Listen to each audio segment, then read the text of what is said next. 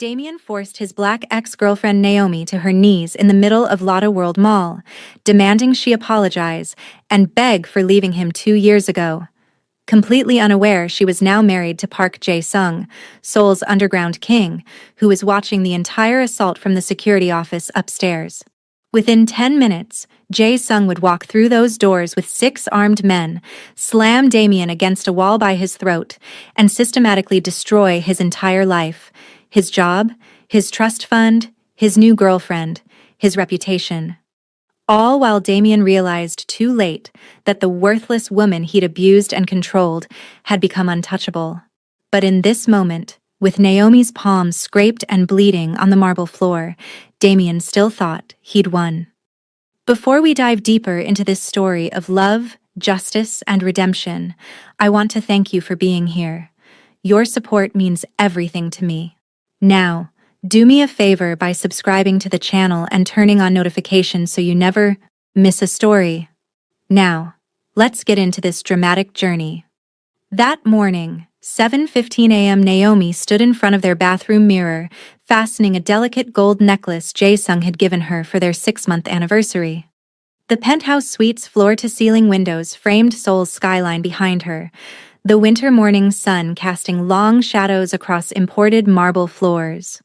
"You're wearing that one," Jae-sung said from the doorway, already dressed in a charcoal 3-piece suit that probably cost more than her old monthly rent. He was breathtaking, sharp jawline, dark eyes that could freeze someone with a glance, or melt her with tenderness, presence that commanded attention even in private. "Wearing what?" She turned, adjusting her simple black turtleneck and jeans. "The necklace I gave you. Not the expensive diamond set." He crossed to her, his hand sliding around her waist from behind, chin resting on her shoulder as he met her eyes in the mirror. "You always choose the simplest things," she smiled. "I like meaningful over expensive. I like giving you both." He kissed her neck, sending shivers down her spine. "Humor me. Let me spoil you. You spoil me every day just by loving me." She turned in his arms, cupping his face. "That's worth more than anything money can buy." His expression softened in that way it only did for her, the underground king disappearing, leaving only the man who'd somehow seen her worth when she couldn't see it herself. "You're going shopping today?" "Just browsing at Lotta World Mall. Maybe pick up a few things." "I won't be long." Something flickered in his eyes. Jae-sung was protective to an obsessive degree, a fact she both loved and occasionally found suffocating. "Take Minho and Taehyun with you." "Baby, I don't need bodyguards for shopping." His jaw tightened, that steel entering his voice. "Naomi, you know what I am, what I do, the enemies that creates. You don't leave without security, non-negotiable." She recognized that tone. Park Jae-sung, underground king of Seoul, giving an order, not requesting, commanding. She kissed him softly. "Okay, I'll take them." The tension left his shoulders immediately. "Thank you." He checked his watch. Understated platinum, devastatingly expensive. "I have a meeting in Gangnam. Should be done by 3. We have dinner reservations at 7. "Where?" That dangerous smile curved his lips. "It's a surprise. Wear the burgundy dress. The one that makes me lose my mind." Heat flooded her cheeks even as she laughed. "You're impossible. Only for you." One more kiss, deep and possessive, before he left her breathless against the bathroom counter. 2 hours later, Lotte World Mall.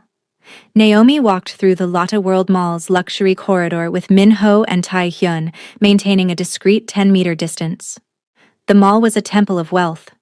Designer stores glittering like jewels, Christmas decorations dripping from vaulted ceilings, shoppers draped in labels that cost more than cars.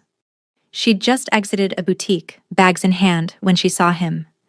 Damien, her ex-boyfriend. The man who'd controlled every aspect of her life for 2 years.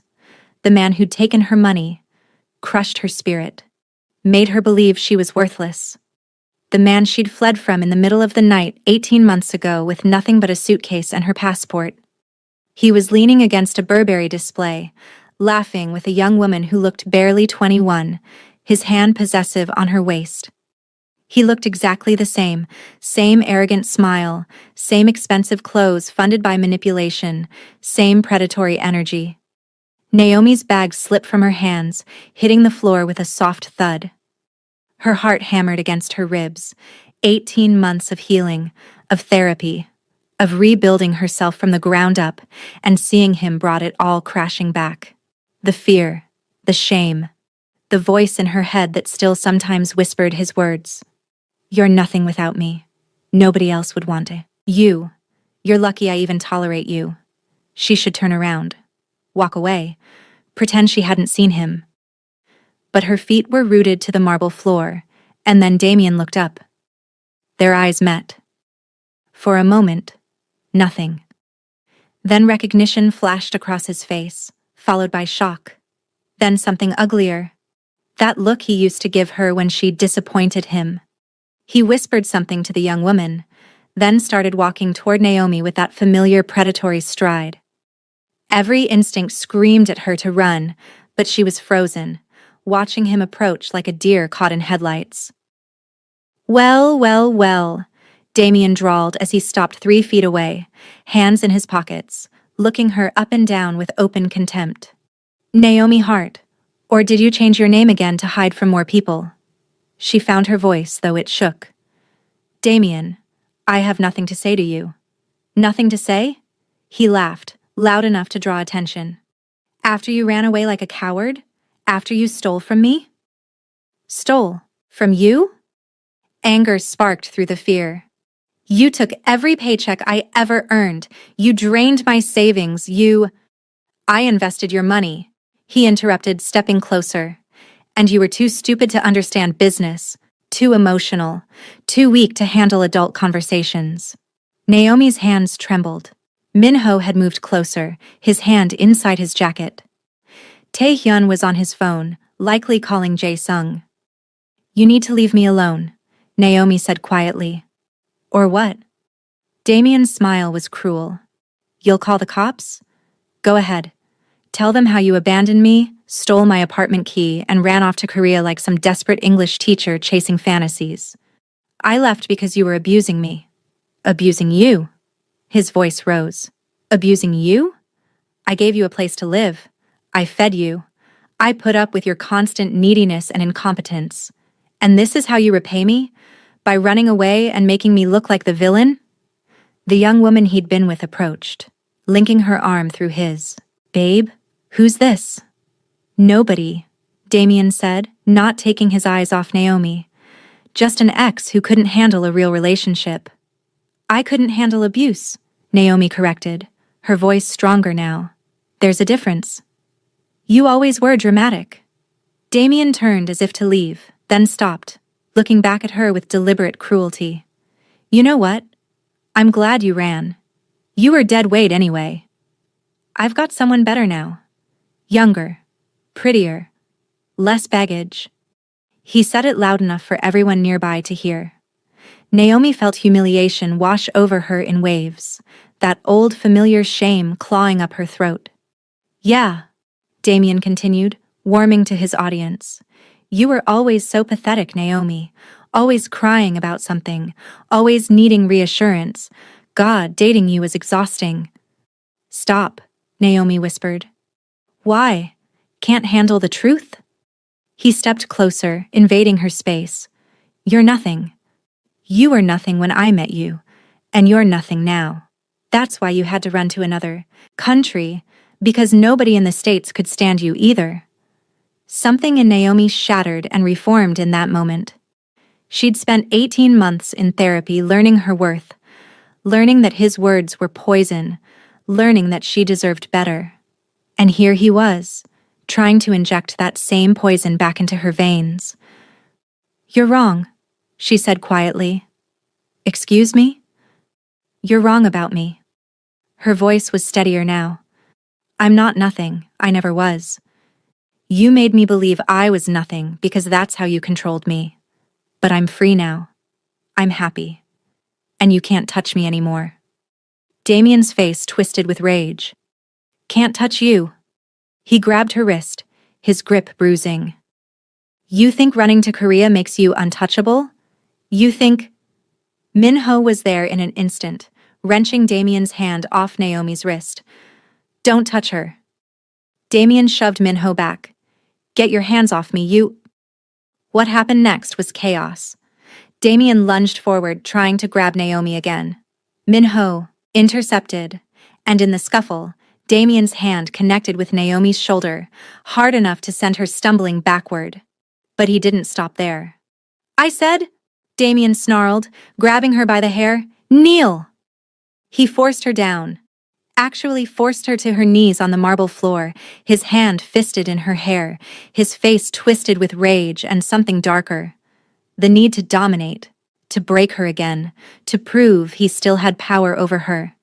The heel of his shoe connected with the back of her knees when she tried to rise, and she collapsed fully, palms scraping the floor. Apologize, Damien hissed. Apologize for running away, for embarrassing me, for being ungrateful. The mall was dead silent now. 20 people stood frozen, phones out, recording. Security guards were running toward them. Minho and Taehyun were trying to get to her, but Damien's girlfriend was screaming, creating confusion. And Naomi, on her knees on the cold marble floor, felt something shift inside her. Not breaking. Not submission. Clarity. Because her phone was vibrating in her pocket. Because the security guards had body cameras. Because Minho's eyes weren't full of fear. They were full of cold certainty, the look of a man who knew backup was coming. And because Park Jae-sung was about to walk through those doors. Damien didn't know it yet. He was still demanding she beg, still drunk on the power of forcing her down, still convinced he'd won. He was about to discover just how catastrophically wrong he was. Naomi's trembling hand pulled her phone from her pocket. Jae-sung's name flashed on the screen. She answered. Naomi? His voice was deadly calm, which was somehow more terrifying than if he'd been shouting. Where are you? Lotte World Mall, she whispered. 3rd floor, luxury corridor. Are you hurt? Her voice cracked. He forced me to kneel, Who? It wasn't a question. It was a command carved from ice. Damien, my ex, from before Korea. Silence, then, look at me. She glanced up. Through the glass corridor skylights, she could see the mall's security office above them. And in one of the windows, she saw him. Jae-sung, phone to his ear, staring down at the scene with an expression that made her blood run cold. He'd been here the entire time, in the building for a meeting. He'd seen everything. I'm coming down, he said quietly. Don't move. Don't say anything. Do you understand? Yes. The line went dead. Naomi looked up at Damien, still standing over her with that triumphant sneer, completely oblivious to the storm about to break. Good girl, Damien said mockingly. Finally remembering your place. Now apologize. Say you're sorry for being ungrateful. No, Naomi said clearly. His face darkened. What did you say? I said no. She started to rise, and this time when he moved to push her down, Minho caught his wrist in a grip that made Damien yelp. You touch her again, Minho said in perfect English, and you'll lose the hand. Let go of me. Security. Damien tried to wrench free, looking around wildly. This man assaulted me. I want him arrested. Sir. One of the security guards approached cautiously. We have the entire incident on camera. You forced this woman to her knees. You put your hands on her. We need you to come with us. She's my girlfriend. I'm not your girlfriend, Naomi said, finally finding her footing, literally and figuratively. I left you 18 months ago. I'm married now. Damien's eyes went to her left hand, seeing the glove, seeing the outline of a ring beneath it. His face went white, then red with rage. Married? He laughed hysterically. To who? What desperate fool would want you? Me. The voice came from behind Damien. Deep, cold, absolutely lethal. Damien spun around and came face to face with Park Jae-sung. Jae-sung wasn't alone. 6 men flanked him, all in black suits, all wearing the same dead-eyed expression of professional killers. The crowd parted like water, people instinctively backing away from whatever this was. But it was Jae-sung himself who commanded the space. He stood there in his 3-piece suit, hands in his pockets, looking at Damien the way someone might look at an insect they were deciding whether to crush. "Who the hell are you?" Damien demanded, trying to sound tough but failing spectacularly.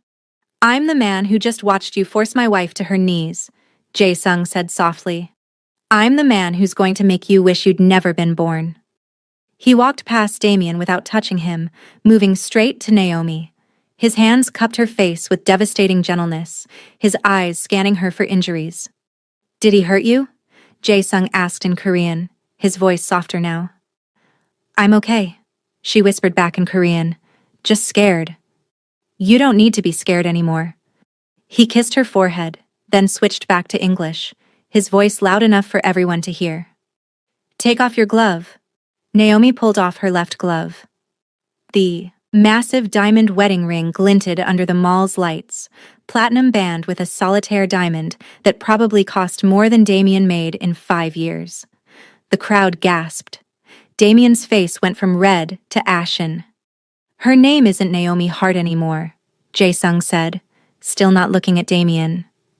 "It's Naomi Park, my wife. Do you understand what that means?" Damien was speechless. Jae-sung finally turned to face him, and Naomi had never seen that expression on her husband's face before. Pure, controlled rage simmering beneath a veneer of civilization. "Let me explain it to you," Jae-sung continued. "My name is Park Jae-sung. In Seoul, that name means something. It means I own businesses, properties, people. It means when I make a phone call, things happen. People disappear. Problems get solved." He took a step toward Damien, who stumbled backward. "And you," Jae-sung said softly, "just created a problem." If you're enjoying this story so far, please hit that like button and subscribe to the channel for more compelling romance narratives. Drop a comment telling me what you think Jae-sung is about to do. Now, let's see what happens next. Security office. 10 minutes later, the mall security had ushered everyone into the executive office on the 4th floor. Naomi sat in a leather chair, an EMT checking her scraped palms and bruised knees. Tae-hyun stood guard at the door. Min-ho was in a separate room giving his statement. Damien and his girlfriend were in another room, their arguing voices occasionally piercing through the walls. And Jae-sung stood at the windows overlooking the mall, phone to his ear, speaking rapid Korean.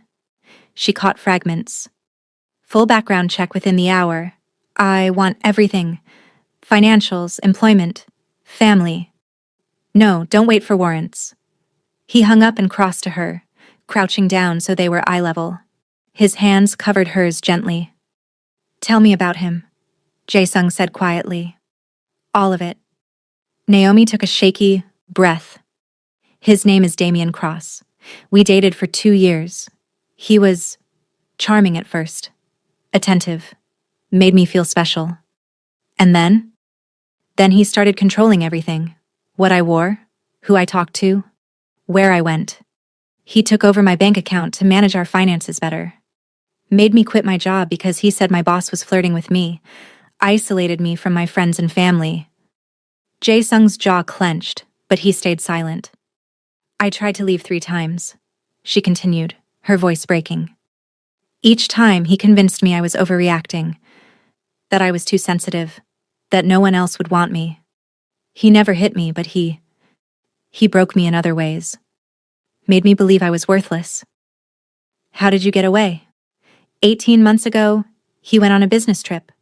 I packed 1 suitcase, took my passport, and bought a one-way ticket to Seoul. I had a teaching certification and $3,000 in cash I'd hidden.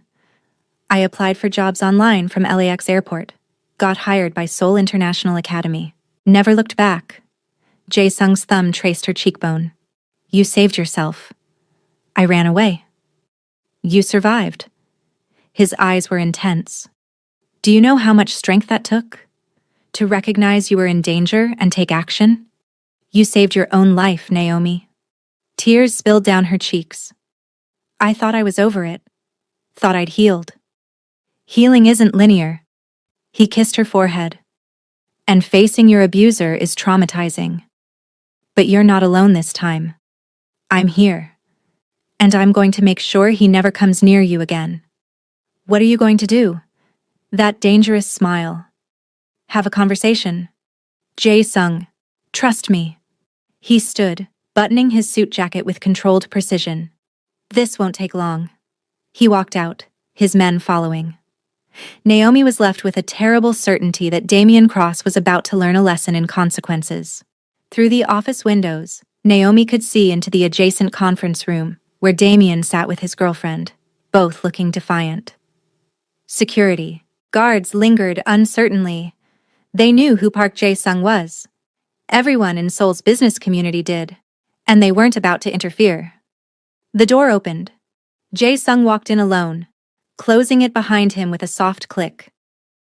About time someone important showed up, Damian started aggressively. I want that woman arrested for harassment and… Jae-sung moved so fast Damian didn't see it coming. One moment he was sitting, the next Jae-sung had him by the throat, lifted partially out of the chair, slammed against the wall hard enough to crack the plaster. Damian's feet scrambled for purchase. His face turned red, then purple. His girlfriend screamed. My name, Jae-sung said in that terrifyingly calm voice, is Park Jae-sung. The woman you forced to her knees is my wife. Do you understand what that means? He dropped Damian, who collapsed, gasping and coughing. It means, Jae-sung continued, you just made the worst mistake of your life. Damian tried to scramble away, but Jae-sung crouched down, grabbing his hair and forcing eye contact. Let me tell you who I am, Jae-sung said softly. I run Seoul's underground. I control territories, businesses, politicians. When I make a phone call, people disappear. When I decide someone is a problem, they stop being a problem. Do you understand? I didn't know, Damian whimpered. I swear I didn't know she was married. You think I'm angry because of a marriage certificate?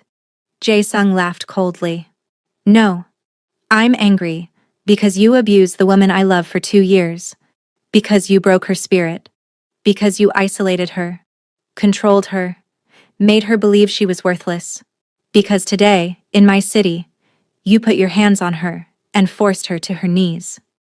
He released Damian with disgust, standing up. That's what I'm angry about. I'm sorry. Damian was crying now.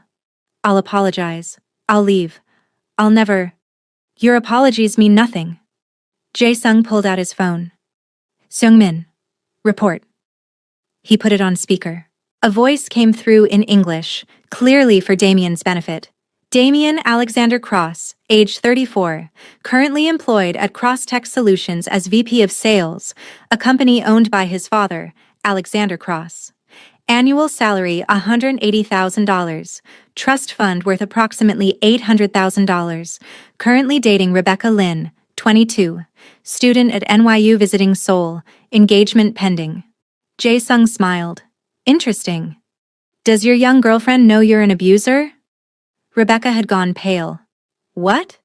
Does your father know? Jae-sung continued, that you've been using company funds to finance personal expenses? Or that the business trip you're on right now is actually a vacation funded by embezzled money? Damian's eyes went wide. How do you… I know everything. Jae-sung pulled up his phone, showing him the screen.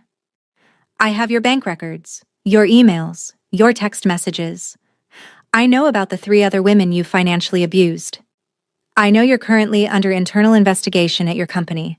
I know you've been lying to your girlfriend about your income and prospects. He turned to Rebecca. Did you know he was engaged to a woman he abused for 2 years? That he drained her savings and forced her to flee the country? Rebecca looked at Damian with horror. Is that true? Baby, no, she's lying. I have medical records, Jae-sung interrupted. Therapist notes. Police reports she filed but dropped out of fear. Would you like to see them?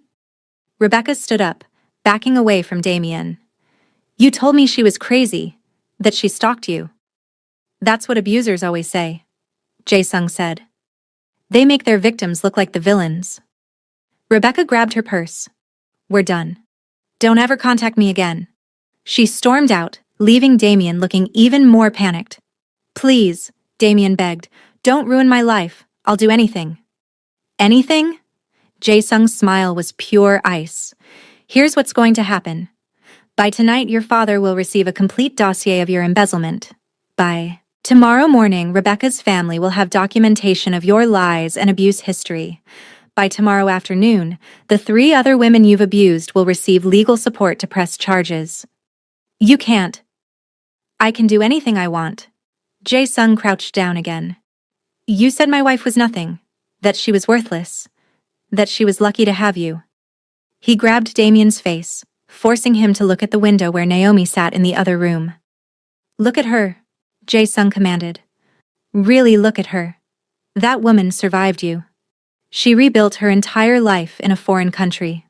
She learned a new language, built a career, found happiness. She's a teacher who changes lives every day. She's strong, brilliant, compassionate, everything you tried to destroy. Damien was sobbing. And now she's my wife, Jae-sung continued, protected, cherished, valued, everything she always deserved. So when you forced her to her knees today, you weren't dominating the broken woman you remember. You were attacking someone who belongs to me. He released Damien with disgust. Your life, as you know it, ends today. Your job, your relationship, your reputation, your money, all of it. And every time you lose something, every time you feel small and worthless and powerless, I want you to remember the woman you abused. I want you to remember that your destruction came because you were stupid enough to touch what's mine. Jae-sung stood, straightening his suit.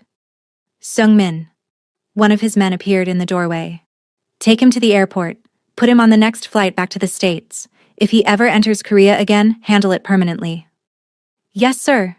Damien tried to protest, but 2 more of Jae-sung's men hauled him to his feet and dragged him out. Jae-sung returned to Naomi. She stood when he entered, and without a word, he pulled her into his arms, holding her so tightly she could barely breathe. It's done, he whispered against her hair. What did you do? What needed to be done? He pulled back, cupping her face. He's going back to the States. Tonight. And by the time he lands, he won't have anything left. No job, no girlfriend, no money, no reputation. Everything he tried to do to you, I'm doing to him. She should feel guilty, should protest that it was too much.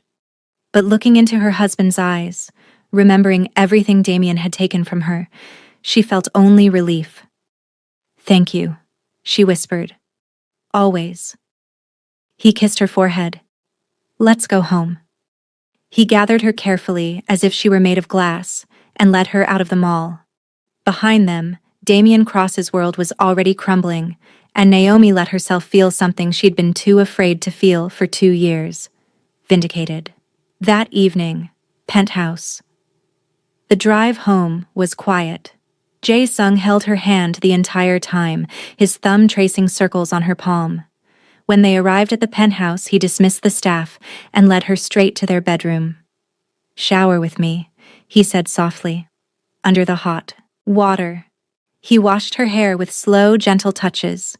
He cleaned her scraped palms, pressed kisses to her bruised knees, held her while she cried out the last of the fear and trauma.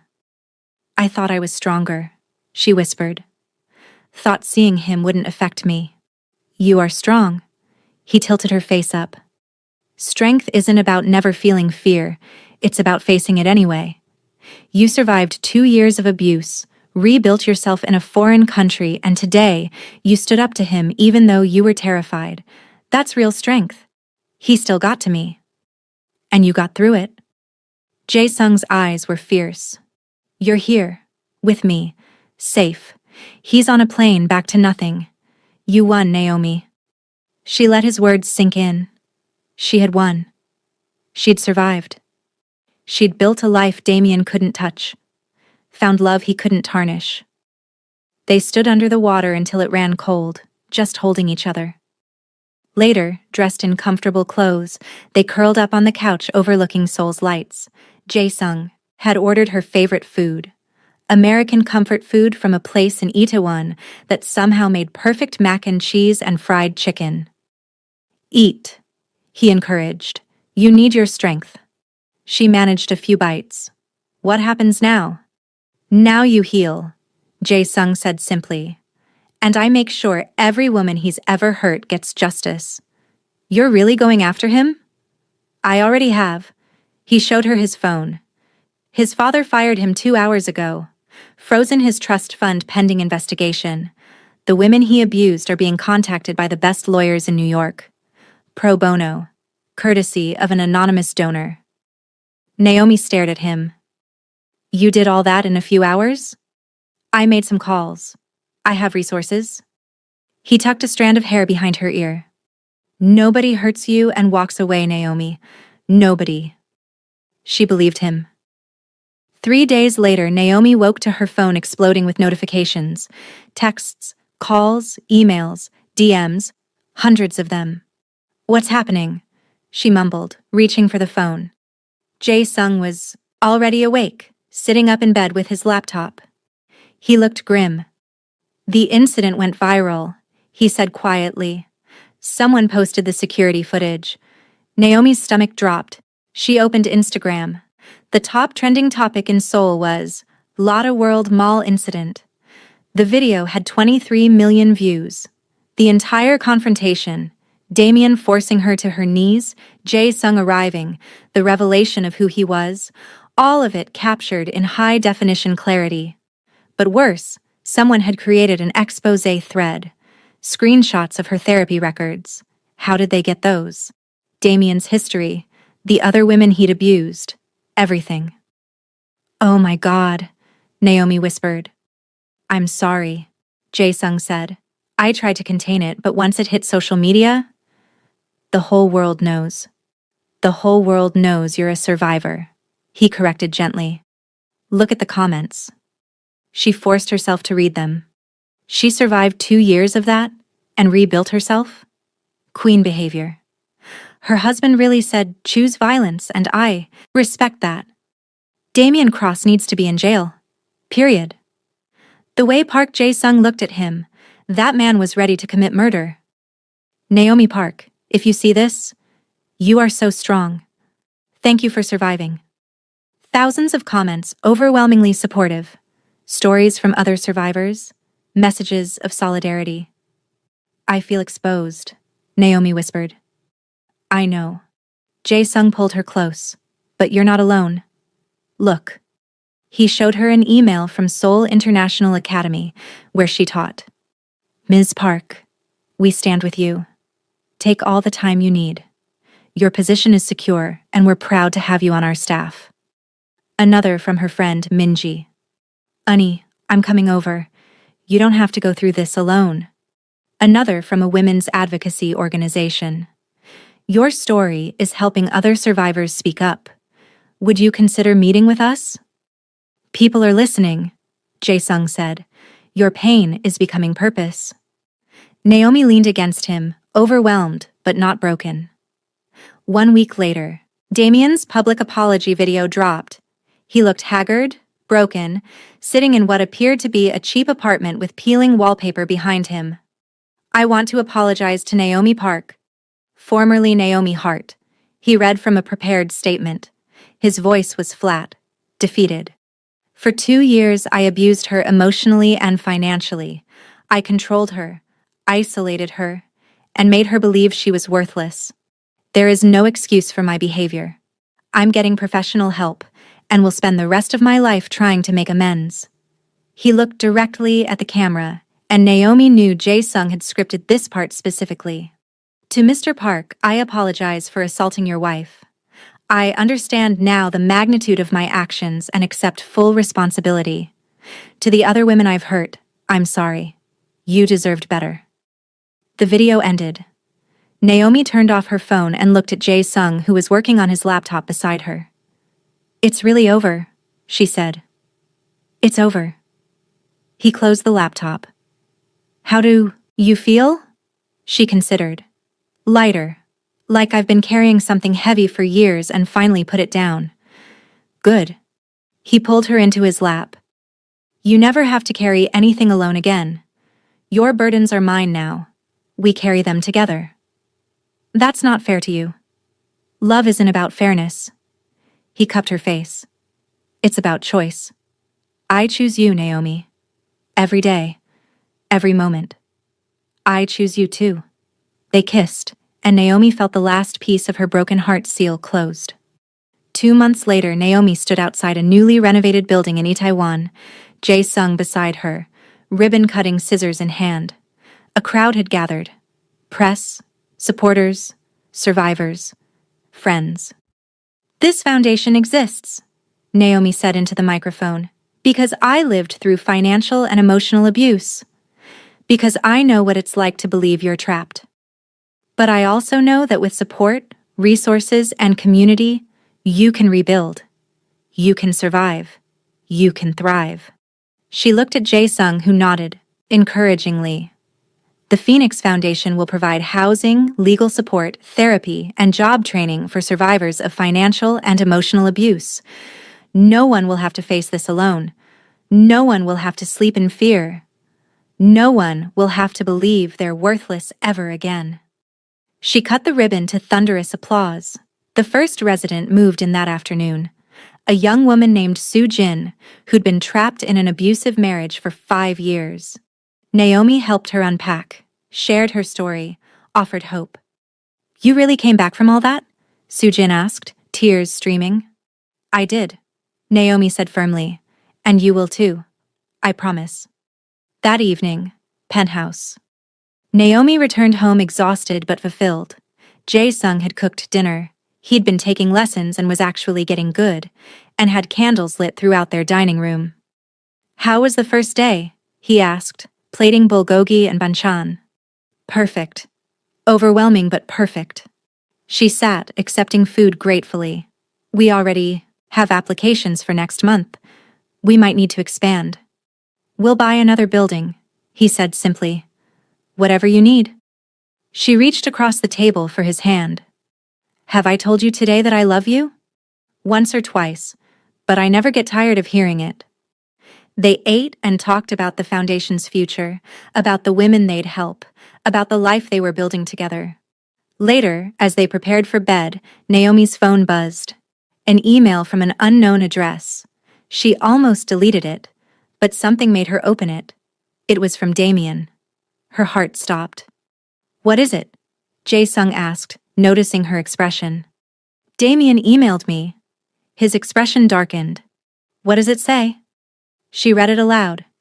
Naomi, I know I have no right to contact you, but I saw the news about your foundation. I'm proud of you. You took the worst thing I ever did and turned it into something beautiful. That's who you always were. Someone who found light in darkness. I'm sorry I was too broken to see it. I'm in therapy, really trying to change. I don't expect forgiveness. I don't deserve it. But I wanted you to know. You deserved better than me. I'm glad you found it. I hope you're happy. D. Silence filled the bedroom. How do you feel? Jae-sung asked carefully. Naomi thought about it. A few months ago, seeing Damien's name would have sent her into a panic. Now, reading his words, she felt nothing. No anger. No pain. No satisfaction. Just nothing. I feel free, she said finally. Like that chapter is completely closed. Do you want to respond? No, there's nothing to say. He's my past. You're my future. She deleted the email and set down her phone. Jae-sung pulled her into his arms and she melted into his embrace, feeling safe and whole and loved. I love you, he whispered. My phoenix, my fighter, my everything. I love you too, my protector, my partner, my home. They stood there in their bedroom, soul glittering outside, holding each other and the future they were building. Naomi had been broken, controlled, destroyed, but she'd survived. she'd rebuilt. She'd risen from the ashes. And in rising, she'd found love, purpose, and a power she never knew she possessed. The power to transform pain into hope. Not just for herself, but for every woman who'd walk through the Phoenix Foundation's doors. Damien had forced her to her knees, thinking she was still the broken woman he'd controlled. He couldn't have been more wrong. She was Naomi Park now. Wife to Seoul's underground king, founder of a movement, a survivor who refused to let her story end in tragedy. And as Jae-sung kissed her, deep and sweet and full of promise, she knew this was just the beginning. If you made it to the end of this story, thank you so much for watching. Please don't forget to like this video, subscribe to the channel for more Afro-Korean romance stories, and comment below, telling me what you thought about Naomi and Jae-sung's love story. What should our next story be about? Let me know in the comments.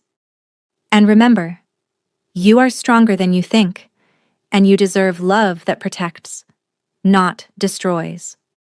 Until next time, keep believing in second chances. See you in the next video.